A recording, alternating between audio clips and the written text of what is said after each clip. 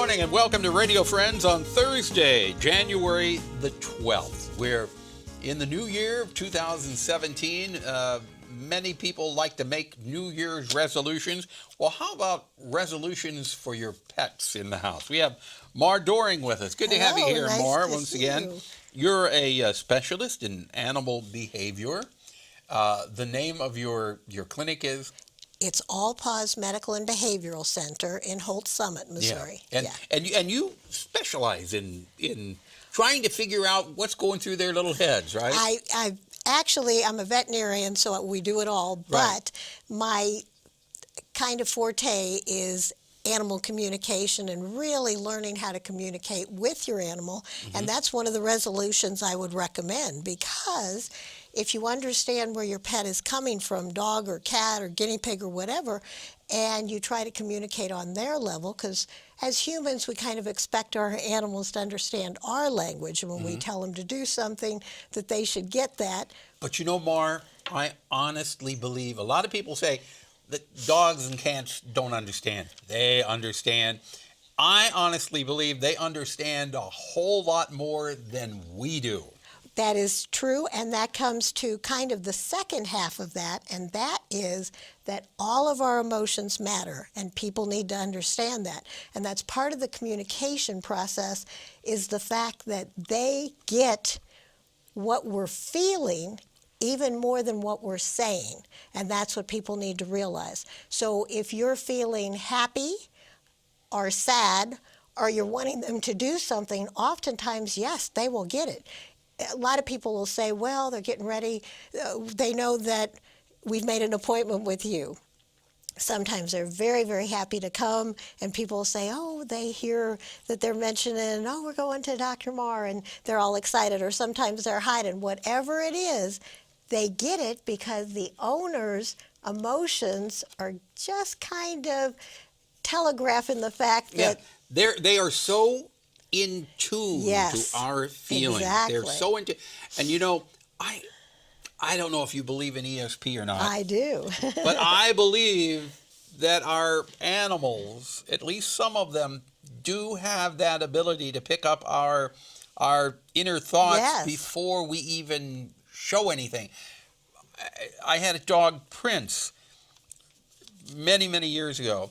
And Prince and I were so in tune to each other, I swear, Bar, that dog, before I would come home at nighttime, she would meet me at the door, at the kitchen door, knowing how to greet me as to what kind of mood I was in before I even walked in the door. Right. She was picking up vibes as I was coming into the house. And that's 100% true. And I think that is probably the biggest resolution you could make, is to understand that every single thing you do and every single thing you feel transmits to your animal. So, for example, when it comes to training, you don't want to say, okay, we're going to train 3 times a day, so as soon as I get home for an hour, we're going to train. But you're in a bad mood in that hour, it's not going to go so well. And instead of working for an hour, maybe work for 5 minutes, but it's the quality 5 minutes when you are really engaged, you're really able to watch that animal, you're really able to work with them, and you're in sync so that you get the best result. If you're upset, there's some animals that really try to help you. They try to sit next to you, and they really try to comfort you. That's true. Yes. That's true. But there are some animals that take that, and I'm sorry, I've got a little cold, but they take that and they will, instead of trying to comfort you, they'll feed into that. Exactly. And they will become upset. It's almost as if you are feeling bad, they pick that up, and they're going to be even more rambunctious. Yes. When you know that you are really in a rush and you have to get the animals motivated so you can get out the door, you are probably going to transmit to them you're excited by the way you're acting, and they are going to be the hardest control that you could ever have. Now, there are 2 cats that we have who love to get into everything, literally get into everything. You can't cook with those cats in the kitchen. And they know when I'll say, okay, got to get them and put them in the other room. They know, and boom, they'll run out of the room right away. They knew exactly what was going to happen. Yeah. And then they'll wait just a little bit, and they'll come sneaking back in. I mean, animals are just absolute. I say they love you to death, or they're going to end up killing you. Yeah.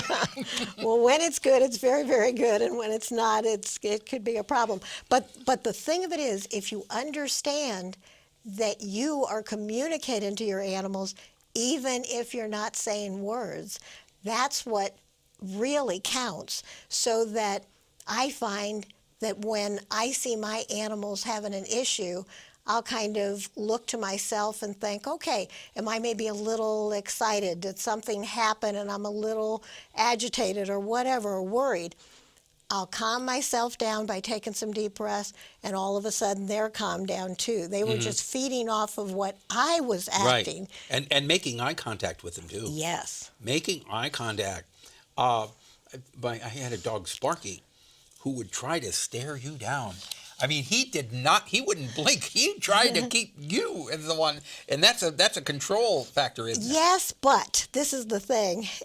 That's kind of a double-edged sword, because to a dog especially, Yes. it can be a challenge. Exactly. And so it's almost like me coming to you and putting my fist in your face and saying, what are you going to do about it? Now, if they know, because you've been working with that animal, that you are the leader that they can trust, Right.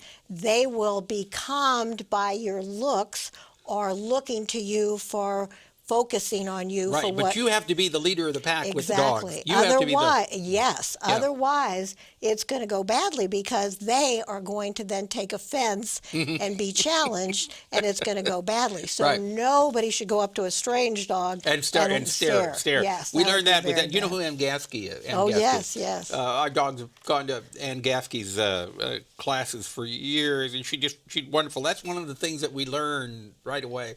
But if you want more information, Mar, you're the wonderful lady who loves animals. Thank you, I do. How Thank you. can they get in touch with you? They can contact me at my clinic. It's All Paws Medical and Behavioral Center in Holt Summit, Missouri, and they can call 573-896-4040, and we'd love to hear from you and love to help any Do you ever animal. put the dogs or cats on the couch and just analyze them? You know what? We do. It takes a couple of hours, but we sure do.